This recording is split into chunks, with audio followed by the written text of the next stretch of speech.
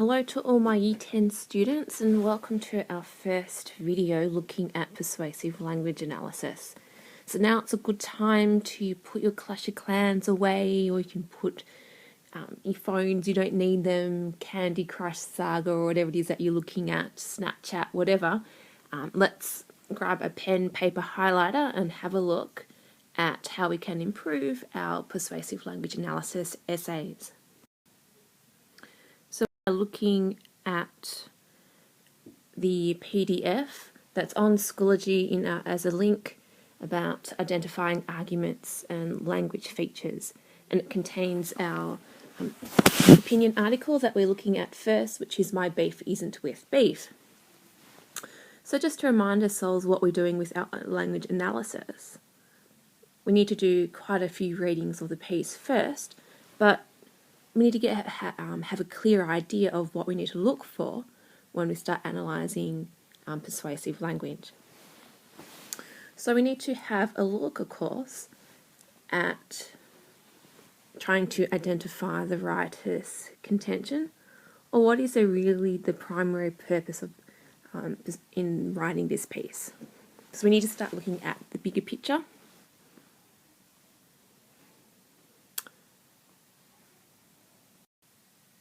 Before we start looking at the smaller details in terms of the language choices and the techniques.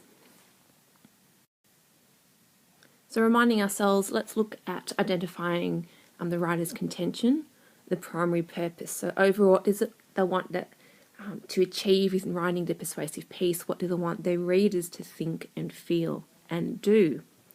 Then looking at chunking. Okay, so by chunking, we need to identify the ideas and the arguments that the writer is using in order to get their purpose across. And then after we've done that, then we can look at the minor details and looking at the form and the language choices that they actually use to support the argument. And this is where we start drilling down, and this is where we look at the words and stats and things that stand out. So this is the piece that we'll be analysing and writing another essay on. My Beef Isn't With Beef, Why I Stopped Being a Vegetarian. And remember, even though we're coming towards the end of the term, this piece as well as the essay on the bottled water analysis are essential components of our next semester's work, and it does, contribute to, just to remind ourselves, 15% of our global grade for next semester.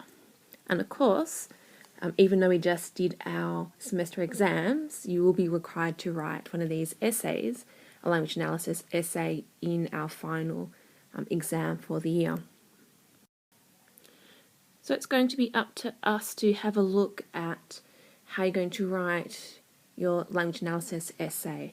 Now, you would have had more structure in terms of the bottled water analysis, where I gave you the opening paragraph and I gave you the first chunk.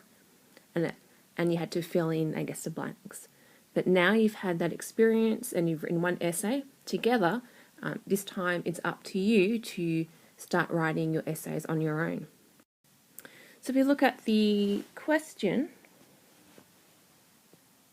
how does the writer of My Beef Isn't With Beef, Why I Stopped Being a Vegetarian use written and visual language to persuade the reader to consider their point of view? And this is where you also use those fantastic skills that you demonstrated in the exam to analyse the visuals.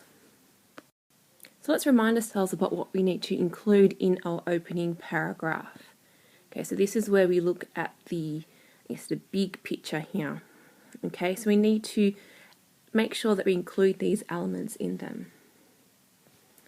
So we need to outline, the issue or the problem that is being presented in the persuasive piece.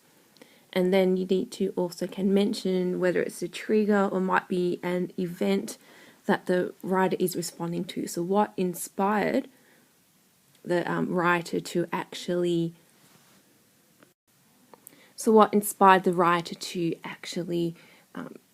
write this persuasive opinion piece? Other things to include is the writer's purpose. What is their contention? And see whether you can talk about the writer's style as well. So this is where we look at tone. Okay, what is the attitude towards the issue? And of course, we need to mention the publication details. In this case, it is the Guardian, 18th of January, 2011. And sometimes, you'll get the publication details. If you don't worry, that's okay, just move on. So then we need to look at the audience. So who is the text targeted at? Okay, so identify the audience, and if you can, reference the text context. So again, things that influence the writer. What is their background? Are they an expert in a certain field? It's up to you to have a look at this. And then the last thing that we need to do in our opening paragraph is to preview our chunks. So what do we mean by chunks? So chunks are essentially the writer's ideas and arguments that they use to support their contention, their purpose. So, and you do one chunk per paragraph. So really you can think about the chunks as how you're going to structure your paragraphs. So the first thing that we do in a paragraph, in a chunk, is so you need to outline the chunk that you're talking about. So what's the argument or the idea that you're talking about in this paragraph? And then you need to move on and look at the actual textual evidence and examples that the writer used to support their argument. And then with the examples, you need to explain how they make the reader think and feel. And then the most important thing comes next, which is explaining how the example positions the reader. And this is where we get to, drill down on the example. And then we have about 2 to 3 examples per chunk.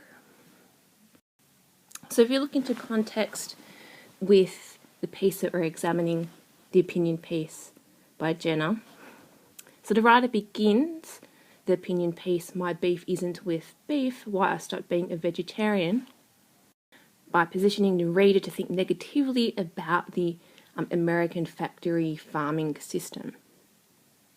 So that's the chunk that we're focusing on first, is how they position the reader to think, in this case negatively, about the American farming factory system.